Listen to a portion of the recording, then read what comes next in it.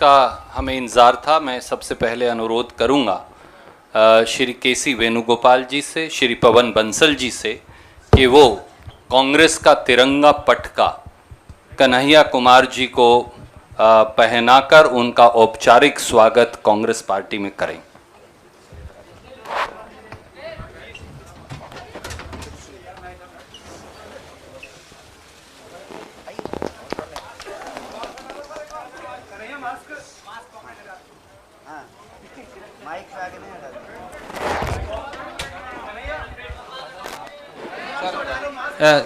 Sir एक second, let me announce that also.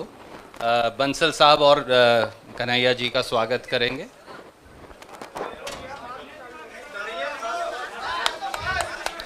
और मैं अब अनुरोध करूंगा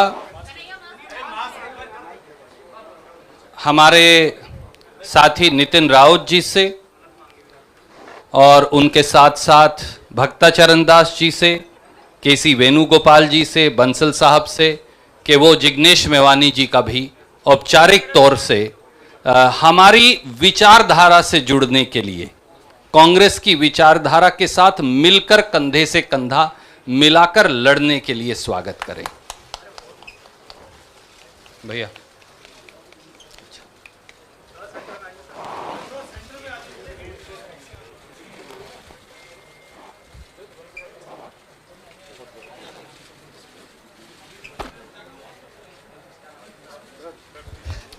बहुत शुक्रिया। और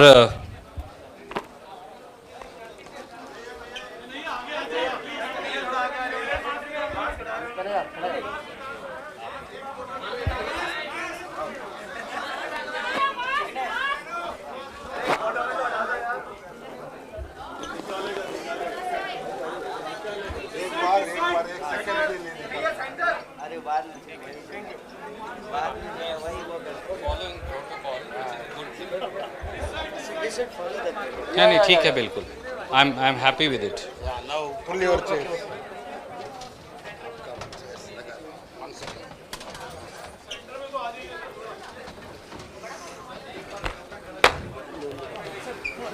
और मैं अब अनुरोध करूंगा हमारे युवा साथी कन्हैया कुमार जी से कि वो अपनी बात आपके समक्ष रखेंगे। कन्हैया जी।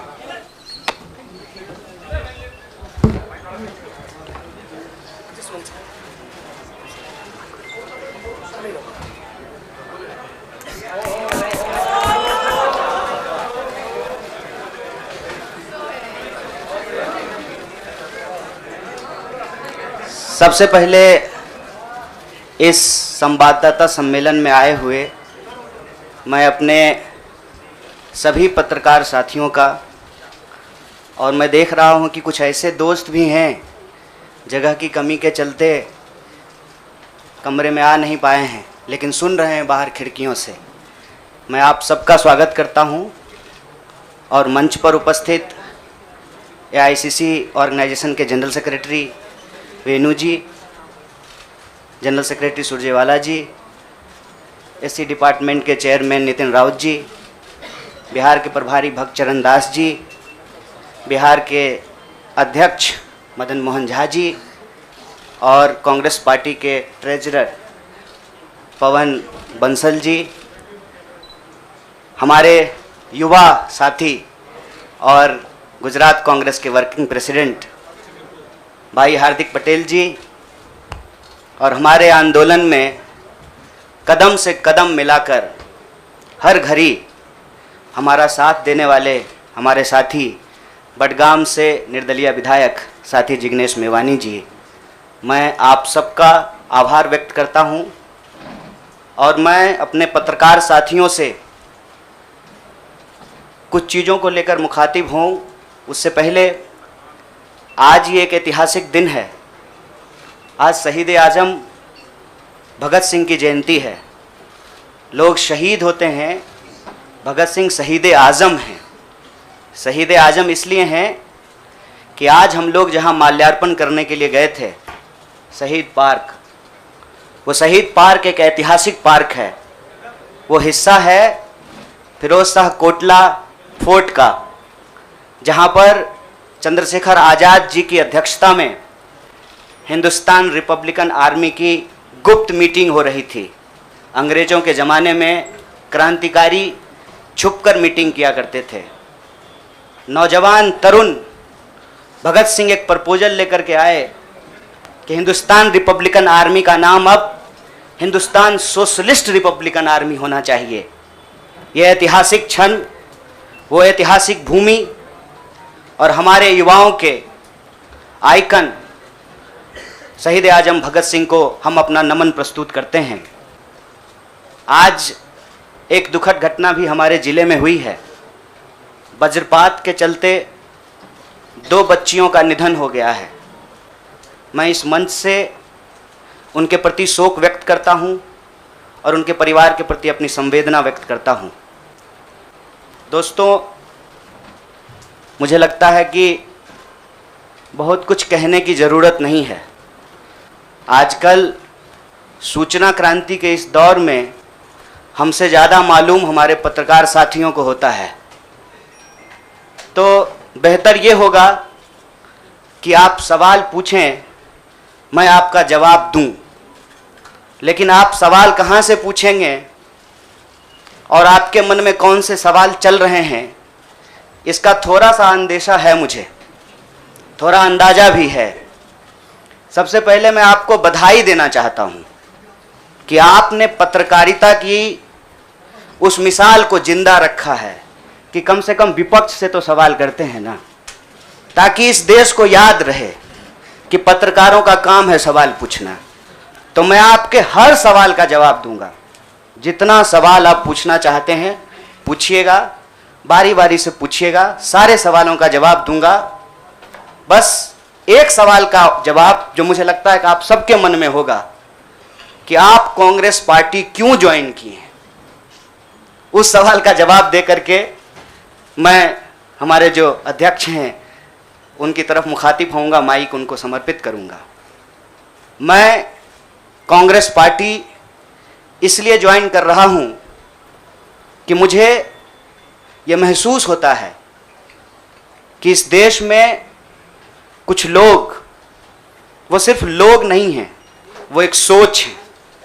वो इस देश की सत्ता पे ना सिर्फ काबिज हुए हैं, इस देश की चिंतन परंपरा, संस्कृति, इसका मूल्य, इसका इतिहास, इसका वर्तमान और इसका भविष्य खराब करने की कोशिश कर रहे हैं।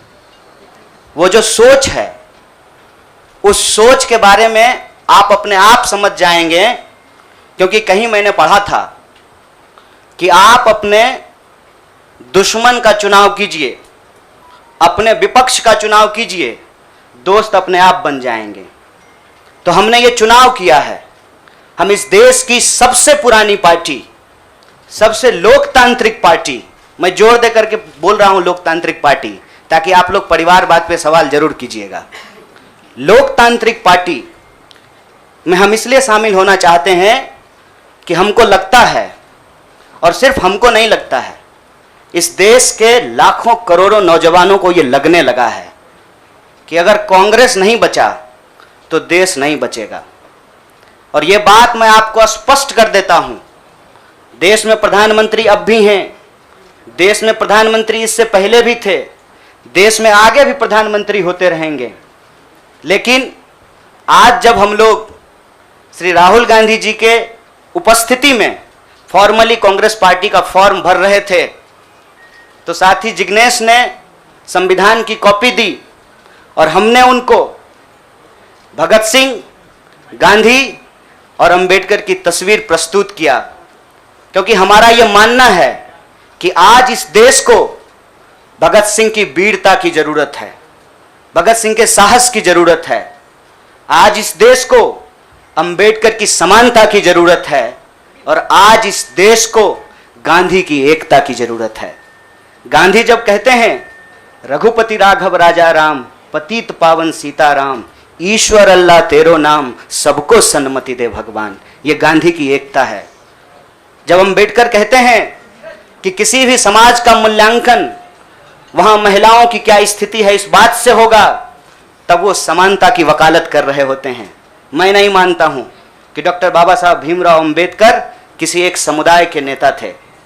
कांग्रेस पार्टी ने, संविधान सभा ने डॉक्टर बाबा साहब भीमराव अंबेडकर को संविधान बनाने की जिम्मेवारी दी और उस संविधान के प्रियम्बल में यह लिखा है, हम भारत के लोग भारत को एक प्रभुत्व संपन्न समाजवादी धर्मनिरपेक्ष लोकतांत्रिक गणराज्य बनाने के लिए, इसमें समानता न्याय के मूल्य निहित हैं। और जब भगत सिंह कहते हैं कि आप व्यक्ति को कुचल सकते हैं, विचारों को नहीं, आप बम और पिस्तौल से कभी इनकलाब नहीं ला सकते हैं, उस साहस की जरूरत है हमको। मुझे नहीं लगता है, मेरे बहुत सारे राजनीतिक दोस्तों को यह लगता है, मुझे लगता है कि यह देश 47 से पहले वाली स्थिति में चली गई है। लेकिन जिनको लड़ना है उनके पॉलिटिकल इमेजिनेशन में आज भी हर कोई अपना अपना शोरूम बचाने के चक्कर में है। रे भाई, मॉल में आग लग गया है, दुकान बचाओगे? बस्ती में जब आग लग जाती है ना, बेडरूम की चिंता नहीं करनी चाहिए। आज हम इस मुहाने पे खड़े हैं कि इस देश के भीतर भारतीय होने की जो पहचान है, जिसमें बुद्ध निहित हैं, जिसमें कबीर निहित हैं, जिसमें नानक निहित हैं, जिसमें हर बार हर दौर में सत्ता से सवाल पूछने का साहस होता है, उस भारतीय चिंतन परंपरा को बचाने की जरूरत है। इसीलिए हम कांग्रेस पार्टी में शामिल हुए हैं कि कांग्रेस पार्टी वो पार्टी है जो गांधी की विरासत को लेकर के आगे चलेगा। कांग्रेस पार्टी वो पार्टी है जो सरोजनी नायडू के विचारों को लेकर के चलेगा। कांग्रेस पार्टी वो पार्टी है जो अम्बेडकर, नेहरू, अशफाक उल्लाह खान, शहीद आजम भगत सिंह और मौलाना अबुल कलाम आज़ाद के रास्तों पे चलेगा। हम जब भी समानता और बराबरी की बात करते हैं, यह कुछ व्यक्तियों तक सीमित नहीं है, यह भारतीय होने का इतिहास है। और इस भारतीय होने के इतिहास को अपने आप में यदि कोई समेटे हुए है तो देश की सबसे पुरानी पार्टी है। और जो लोग कह रहे हैं विपक्ष कमजोर हो गया है, यह सिर्फ विपक्ष के लिए चिंता की बात नहीं है। यह मैं नहीं कह रहा हूं, कोई शास्त्र, कोई किताब उठा करके देख लीजिए। जब विपक्ष कमजोर हो जाता है, सत्ता तानाशाही रुख अख्तियार कर लेती है। इसीलिए देश की सबसे बड़ी विपक्षी पार्टी, मैं कोई गुनागणित नहीं कर रहा हूं, लेकिन मुझे यह बात सीधे तौर पे समझ में आ रही है कि देश के लोकसभा में 545 सीट हैं, 200 लगभग सीट ऐसे हैं जहां भाजपा के सामने कांग्रेस के अलावे कोई विकल्प नहीं है। मैं ये नहीं कह रहा हूं कि मेरी जिम्मेवारी सिर्फ एक पार्टी के लिए है, लेकिन जो पार्टी सबसे बड़ी पार्टी है, सबसे बड़ी विपक्षी पार्टी है, उस पार्टी को अगर नहीं बचाया गया, अगर बड़े जहाज को नहीं बचाया गया, छोटी छोटी कश्तियां भी नहीं बचेगी। इसीलिए, और मैं जब यहां बैठा हुआ हूं, मेरे इतिहास को, मेरे वर्तमान को लोग देख रहे हैं। बहुत सारे सवाल हैं, वो आएंगे, उनका जवाब मैं दूंगा। लेकिन यह जो ऐतिहासिक जिम्मेवारी है, उस जिम्मेवारी से मैं अपना मुंह नहीं मोड़ सकता हूं। मैं जहां पैदा हुआ, जिस पार्टी में पला बढ़ा, उसके प्रति मैं आभार व्यक्त करता हूं। उसने मुझे सिखाया, पढ़ाया, लड़ने का जज्बा दिया है। लेकिन उस पार्टी के साथ साथ मैं उन लाखों करोड़ों लोगों को भी धन्यवाद देना चाहता हूं जो किसी पार्टी से जुड़े हुए नहीं थे। अपने स्कूल के व्हाट्सएप ग्रुप में जब हम लोगों के ऊपर अनावश्यक आरोप मढ़े जाते हैं तो अपने दोस्तों से लड़ रहे थे, अपने घरों में डिनर टेबल पर लड़ रहे थे। लोगों की दोस्तियां टूट गई हम लोगों के आंदोलन के समर्थन में, और मैं मजाक नहीं कर रहा हूं, लोगों के डिवोर्स तक हो गए। ये जो देश में एक वैचारिक संघर्ष छिड़ा है, उस वैचारिक संघर्ष को कांग्रेस पार्टी ही नेतृत्व दे सकती है, यह हमारा भरोसा है। और मैं ये उम्मीद करता हूं कि हमारे देश के जो लाखों करोड़ों नौजवान आपके माध्यम से सुन रहे हैं, उनसे भी मैं आग्रह कहता हूं, दीवार पर बैठकर टुकुर टुकुर मुंह ताकने का वक्त नहीं है। ये अर्जेंसी का टाइम है, और इस अर्जेंसी के टाइम पे दीवार पे बैठ करके दायां जाएं कि बायां जाएं, ये मत सोचिए। जब आप जंग में होते हैं तो आपके पास जो अवेलेबल चीजें होती हैं, आप उससे मुकाबला करने की कोशिश करते हैं।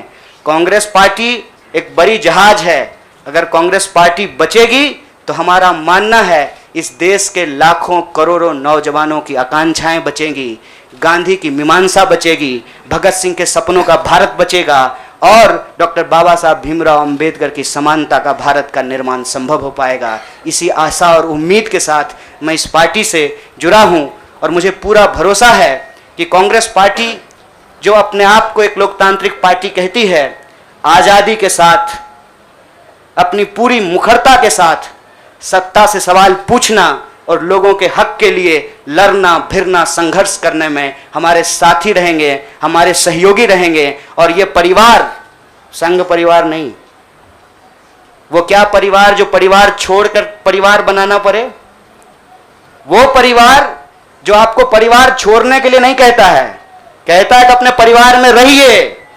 अरे महात्मा गांधी कस्तूरबा गांधी को लेकर के अंग्रेजों से लड़ गए, बताइए इनको अपना घर छोड़ना पड़ा। कोई जरूरी है क्या? घर परिवार के साथ रहना है। डॉक्टर बाबा साहब भीमराव अंबेडकर भी अपने परिवार के साथ रहते थे। आप जितने बड़े लोग हैं उनका इतिहास उठा करके देख लीजिए, सब लोग अपने परिवार के साथ रहते थे। वो परिवार छोड़ करके बनने वाला परिवार नहीं। न्याय बराबरी और संघर्ष के लिए इस परिवार में मैं शामिल हुआ हूं। सभी सदस्यों के प्रति देश के अंदर फैले हुए लाखों करोड़ों कार्यकर्ताओं को अपना आभार व्यक्त करता हूं। बहुत बहुत शुक्रिया, बहुत बहुत धन्यवाद। शुक्रिया। मैं अब जिग्नेश भाई से प्रार्थना करूंगा कि वो अपनी बात कहेंगे। जिग्नेश जी आ जाएगा।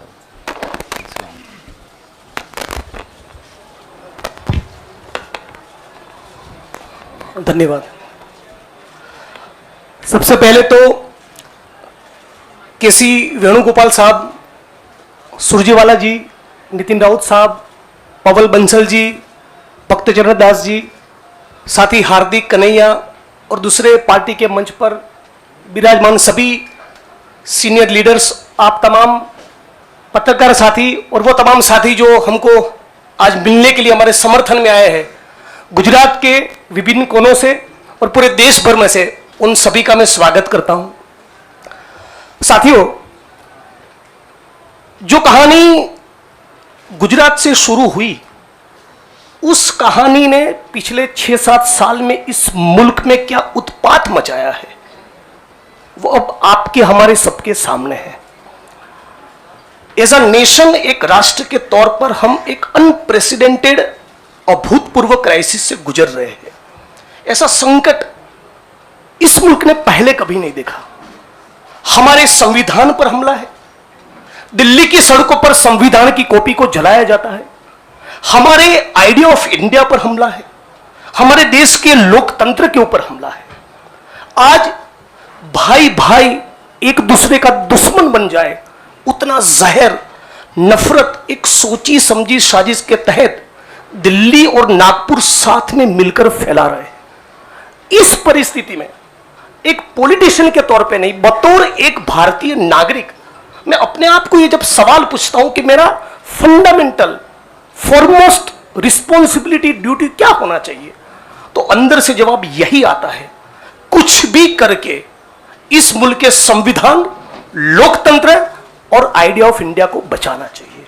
और यदि उसको बचाना है तो मुझे उनके साथ खड़े रहना है जिसने स्वतंत्रता के आंदोलन में न केवल कंट्रीब्यूट किया है, उसको लीड किया है, अंग्रेजों को यहां से खदेड़ कर दिखाया है। और इसीलिए आज मैं इंडियन नेशनल कांग्रेस की इस मंच पर आपके साथ खड़ा हूं। एक टेक्निकल कारण के चलते मैं फॉर्मली पार्टी इसलिए ज्वाइन नहीं कर सकता क्योंकि मैं एक निर्दलीय विधायक हूं। If I join a party, I may not continue as an MLA.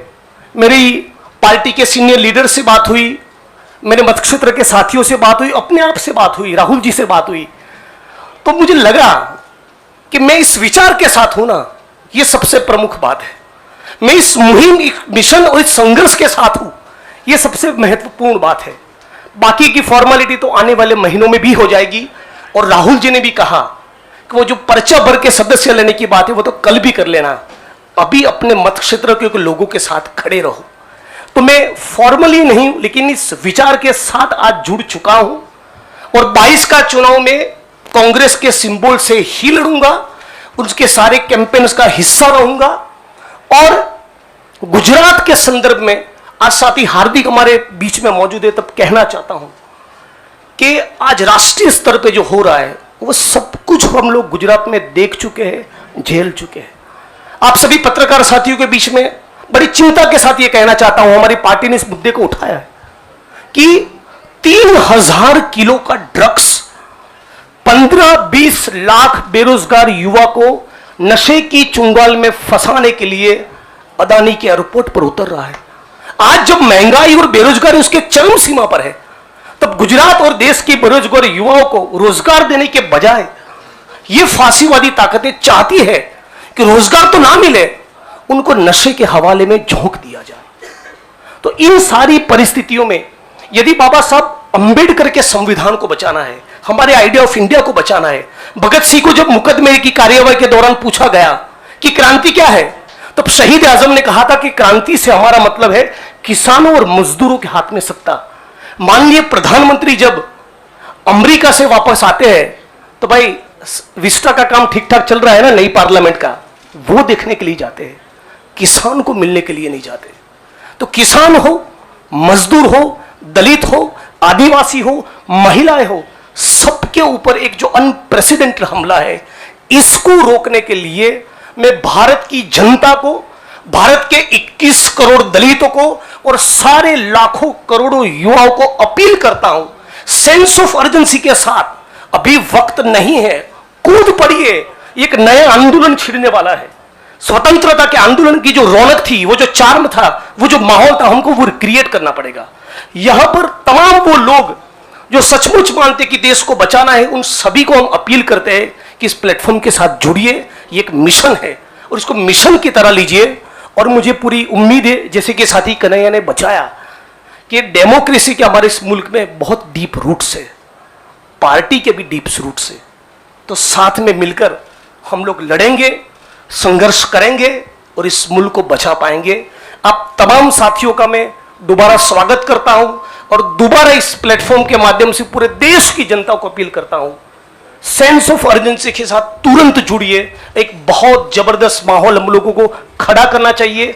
मैं साथी हार्दिक, कन्हैया और दूसरे यंगस्टर्स के साथ पूरे देश में हम लोग जाएंगे और हजारों लाखों युवा इस प्लेटफॉर्म में जुड़े, आईएनसी के साथ जुड़े, कांग्रेस पक्ष के साथ जुड़े, इसके लिए लग जाएंगे। आप तमाम साथियों का शुक्रिया। अभी आप एक मेरे मित्र ने कुछ बात कही थी, मैंने सोचा मेरी तो मानते नहीं, शायद छोटे की मान लें। All right, then we will go to somebody who, yes ma'am, we'll begin with you. मेरा सवाल कन्हैया आपसे है। आपने कहा कि आप कांग्रेस पार्टी इसलिए ज्वाइन कर रहे हैं क्योंकि कहीं ना कहीं आपको लगता है कि कांग्रेस खतरे में है, कांग्रेस को बचाना जरूरी है। जैसे आपने कहा कि कांग्रेस बड़ा शिप है और अगर छोटे शिप, अगर ये डूब गया तो बाकी भी डूब जाएंगे। तो आपको लग रहा है you have come here as a saviour to Congress. Madam ji बुरा मत मानिएगा, लगता है कि सवाल आप पहले ही सोच लिए थे। मैंने ये नहीं कहा था कि कांग्रेस खतरे में है, हमने कहा देश खतरे में है, लोकतंत्र खतरे में है, आइडिया ऑफ इंडिया खतरे में है। आपने वो वीडियो देखा क्या, लाश के ऊपर डांस देखा ना, दिल पसीज गया होगा आपका। आपको नहीं लगा कि मैं इसके लिए कुछ कर पाऊँ, कुछ भी कर जाऊँ जो मैं कर सकती हूँ। आप जब सुनती होंगी कि बलात्कार हो गया किसी महिला के साथ, आपका गुस्से से जो है ना पूरा शरीर कांप जाता होगा। देश खतरे में है। पार्टियां तो बनती रहेंगी, पार्टियों की कोई कमी है क्या? हर शाम पार्टी होती है इस देश में। पार्टी नहीं बचाना है, देश बचाना है। और देश बचाने की मुहिम में जो पार्टी रहेगी वो पार्टी भी बचेगी। और मुझे इस बात को कहने में कोई दो राय नहीं है। मैंने जितना इतिहास पढ़ा है अभी तक का एनसीईआरटी में जो लिखा हुआ है, अब अगले बार 2024 में क्या लिखा जाएगा नहीं पता। उसमें तो यही है कि देश को आज़ादी जो है वो महात्मा गांधी ने, सुभाष चंद्र बोस ने, सरदार वल्लभ भाई पटेल ने, क्या भाई हार्दिक, इन लोगों ने ही दिलाया ना। यही लोग लड़े थे। जो माफी मांगे वो वीर हो गए। आप सोचिएगा इसको। जो गोडसे को भगवान मानते हैं वो भाषण दे रहे हैं अमेरिका में जाकर के गांधी के ऊपर। हमारे गांव में एक गाना आता था, गांधी जी के भजन करे गांधी के हत्यारा। कितना अजीब लगता होगा आपको। देखिएगा वो फोटो जब हमारे देश के प्रधानमंत्री गांधी पे माल्यार्पण करते हैं। जीवन भर शाखाओं में कसम लिए होंगे कि गोडसे के सपनों का देश बनाएंगे और गांधी पे माला चढ़ा रहे हैं। See, I am not here to save the party, please, I am respecting you as a citizen, you can respect my right. देश खतरे में है, और ये सिर्फ मैं नहीं कह रहा हूं, ये मुझे लगता है आप भी सोचते होंगे। समझ रहे हैं, अंग्रेजी का वो फ्रेज है dancing on dead, dead body पे कोई नाच रहा है, उस दिन खाना तो नहीं खाया गया। आप सोच के देखिए, आप इस पे विचार करके देखिए, मेरे गांव में अगर किसी की मौत हो जाए तो पूरे गांव में खाना नहीं बनेगा। हजारों लोग मर गए। देखे 71 वर्ष की उम्र में प्रधानमंत्री के लिए सोहर गाया गया। नया बच्चा जब पैदा होता है ना, तो पूर्वांचल में सोहर गाते हैं लोग। प्रधानमंत्री बूढ़े हो गए हैं, उनके लिए सोहर गाया जा रहा है। तब जब अभी तुरंत लाखों लोगों की जान चली गई, ऑक्सीजन नहीं मिल रहा था, अस्पताल में बेड नहीं मिल रहे थे। आप में से कोई भी ऐसा इंसान है जिसके कोई जानने वाले नहीं मरे हो इसमें, इस क्राइसिस में? इतना बड़ा क्राइसिस जिसके देश में हुआ हो अभी तुरंत, वो अपने जन्मदिन का जश्न मनाएगा? ये भोंडापन है। इस संस्कृति को बचाने की जरूरत है, और इस संस्कृति को बचाने के लिए मुझे लगता है कि कांग्रेस पार्टी में क्षमता मौजूद है। लोगों को यह बात पसंद हो या ना पसंद हो, हकीकत यह है कि पार्लियामेंट में सबसे बड़ी पार्टी कांग्रेस पार्टी है। इसीलिए इस पार्टी को यह जिम्मेवारी लेनी पड़ेगी, और उस जिम्मेवारी को संभालने के लिए मैं यहां आया हूं। Thank you news nation. I'll come to you.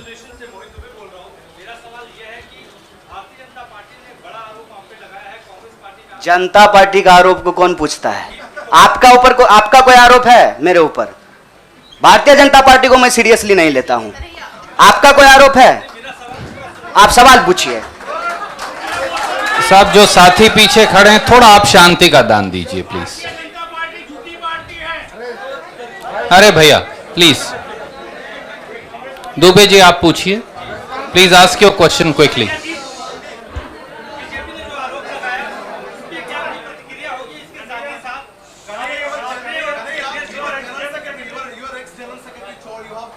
Yeah, please, you cannot interrupt. No, you have to have discipline. My humble request with folded hands.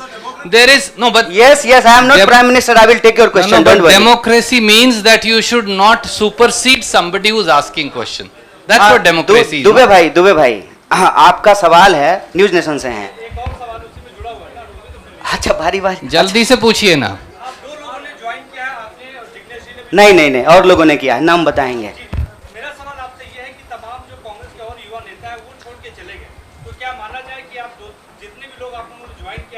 Rahul Gandhi की नई टीम होगी, राहुल गांधी की सियासी जो नाव है उसको पार लगाने का काम करेगी। देखिए, मैं यही कह रहा हूँ, हमारे देश के लोगों के पॉलिटिकल इमेजिनेशन को कुछ हो गया है। अभी क्या हो गया है मुझे समझ में नहीं आ रहा है। हमने आपके सवाल को अपने आप लेते हुए हमने अपने पूरे वक्तव्य को रखा। हमने कहीं भी कहा कि हम कोई टीम बना रहे हैं। बीसीसीआई थोड़ी है सर, मतलब टीम बना रहे हैं। मैं कह रहा हूं कि भारत की परंपरा, चिंतन परंपरा, सोच, जिस पे आपको गर्व होता है भारतीय होने के चलते, उस परंपरा को समेटने का, उसको आगे बढ़ाने का काम देश की सबसे पुरानी पार्टी कांग्रेस पार्टी ने किया है। उस पार्टी के पास एक ऐतिहासिक जिम्मेवारी है, और इस देश का नागरिक होने के चलते, साथी जिग्नेश ने कहा, यह हमारी भी ऐतिहासिक जिम्मेवारी है कि कल को जब इतिहास लिखा जाएगा तो हमसे भी पूछा जाएगा, दुबे भाई आपसे भी पूछा जाएगा कि जब यह तमाशा हो रहा था तो हम क्या कर रहे थे। हमने वो कहानी सुनी है बचपन में, आपने भी सुना होगा। जंगल में आग लगी, एक कोयल अपने चोंच में पानी भर करके जंगल की आग बुझाने की कोशिश कर रही थी। जंगल की आग नहीं बुझी, या बुझनी होगी बुझ जाएगी। कम से कम कोयल का वह ऐतिहासिक प्रयास जो है वो इतिहास याद रखेगा। और ये जो आप कह रहे हैं ना, डूबती हुई नाव, देखिए कभी कभी ना इंसान को भ्रम होता है, जैसे टिड्डे को भ्रम होता है कि वो अपने पांव से आसमान टिका रखा है। हमको ऐसा कोई भ्रम नहीं है। मेरे अकेले से कुछ नहीं होगा।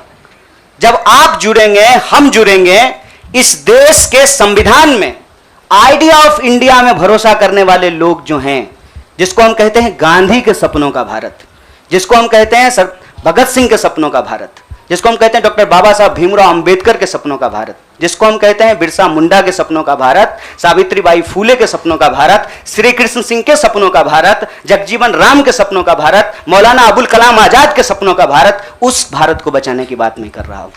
और सियासत, मैं बार बार कहता हूं, अगर सियासत सही होगी तो गलत लोग जो सत्ता पे काबिज हैं ना, मुझे भारत के लोगों पे बहुत भरोसा है। अरे हैं हम लोग थोड़ा सा आलसी, लेकिन जब आ गए ना अपने पे, 200 साल अंग्रेजों ने राज किया था, जब से भारत के लोग अपने पे आ गए ना, तो 1942 में भारत छोड़ो आंदोलन का जब नारा महात्मा गांधी ने दिया था, तो अंग्रेजों को भारत छोड़ करके जाना पड़ा था। और उस वक्त जो लोग अंग्रेज से पेंशन ले रहे थे, माफी मांग रहे थे, वो आज एनसीईआरटी की किताब बदल रहे हैं कि अपना नाम भी हम वीरों में लिखवा लें। इसीलिए मैं कह रहा हूं कि उस इतिहास को, उस चिंतन परंपरा को बचाने की जरूरत है। पार्टी अगर उस सिद्धांत पे चलेगी, संविधान के प्रियम्बल को रक्षा करने की कोशिश करेगी, पार्टी भी बचेगी और पार्टी सत्ता में भी आएगी। ऐसा मेरा उम्मीद है, ऐसे मेरी आशा है। Jainendra from ABP, can you please come forward and ask. हाँ, पूछिए जरा, एक सवाल पूछिए। हम एक आग्रह करें, आप लोग न लड़ाई नहीं लगवाइए हमारे दोस्त के बीच में। भोरे से जो है ट्विटर पे आप लोग क्या क्या जो चला दिए हैं, लोग हमको पूछ रहा है कि जिग्नेश का नाम काहे नहीं ट्रेंड कर रहा है।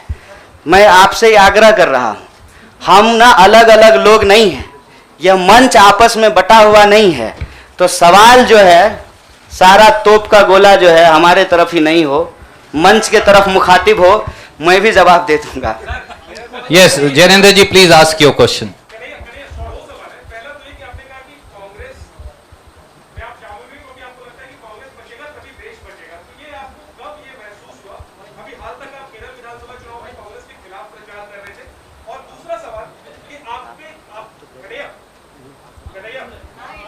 हाँ, सुन रहे। दूसरा सवाल ये कि आपको लेफ्ट के भविष्य के चेहरे के तौर पर देखा जा रहा था, और जब आप कांग्रेस पे आ गए, आपको क्या लगता है भारत की राजनीति में फिलहाल क्या लेफ्ट अफरासकी हो गई है?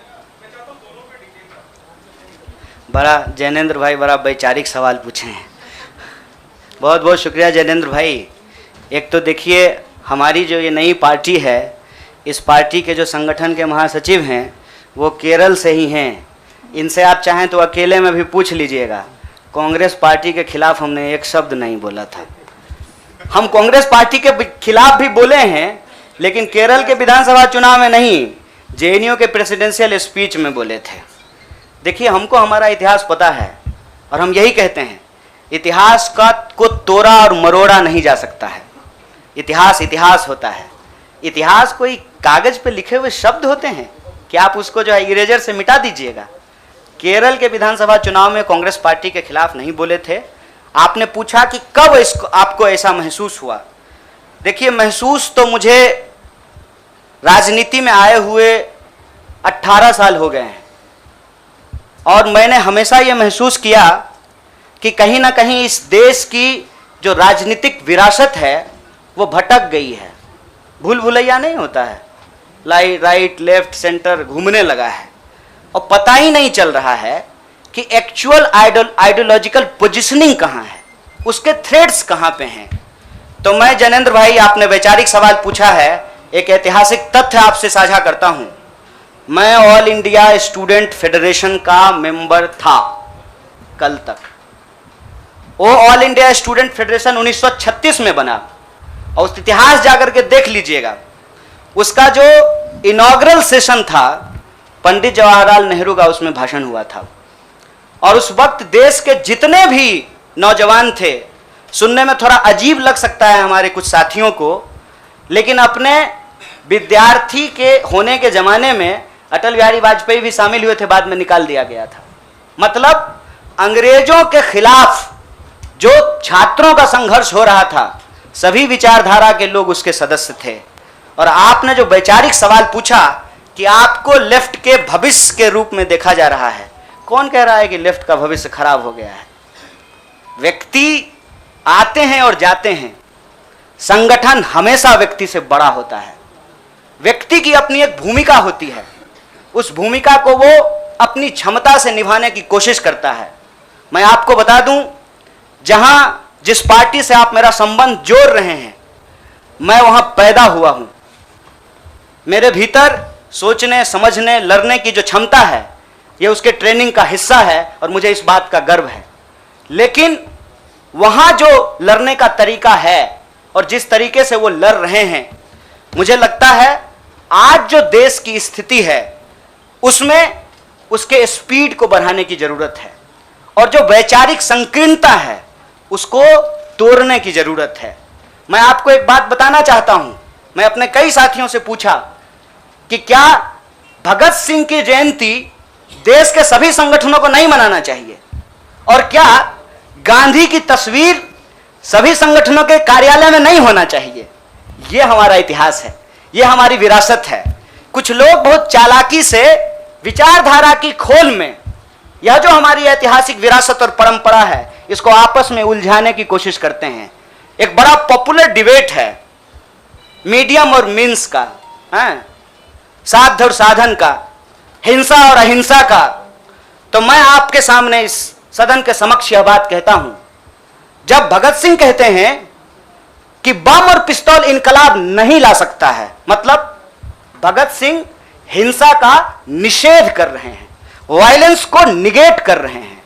और जब बापू कहते हैं, महात्मा गांधी कहते हैं करो या मरो, मतलब वो व्यक्ति के ऊपर होने वाली हिंसा को स्वीकार कर रहे हैं और अहिंसा को निगेट कर रहे हैं। देश की अर्जेंसी क्या है, इस बात को समझिए।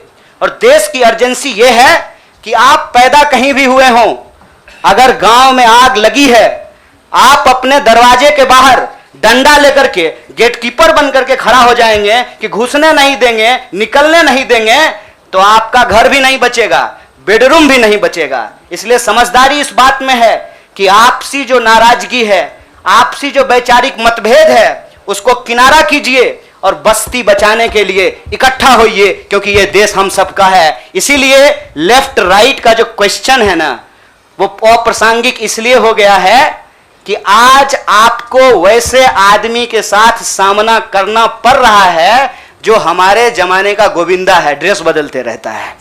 इसीलिए इस वैचारिक भ्रम में नहीं पड़िए, देश बचाइए, संविधान बचाइए, यही हमारा लक्ष्य है। Siddharth from ANI। Siddharth please go ahead and ask. Siddharth सवाल पूछिए प्लीज। जिग्नेश जी जवाब देंगे। आप पर्टिकुलर आपकी बात को नोट कर रहा हूँ। आपने कहा एक जहाज है, दूसरा उसे बचाने की जरूरत नहीं है, लेकिन जो जहाज का कप्तान है राहुल गांधी, इस बात को लगता है कि जो बाकी छोटे जो कश्तियां हैं उसको भी चलाने वालों को उसको फॉलो करना चाहिए। मेरा सवाल खुले तौर पर यह है कि राहुल गांधी विपक्ष का चेहरा होना चाहिए जब एक लड़ाई दो लड़ा हुआ। विपक्ष का चेहरा तो मीडिया भी होना चाहिए। विपक्ष का चेहरा वो तमाम लोग होना चाहिए जो आइडिया ऑफ इंडिया और इंडियन कॉन्स्टिट्यूशन में बिलीव करता है, उसको प्रोटेक्ट करना चाहते हैं। पीरियड।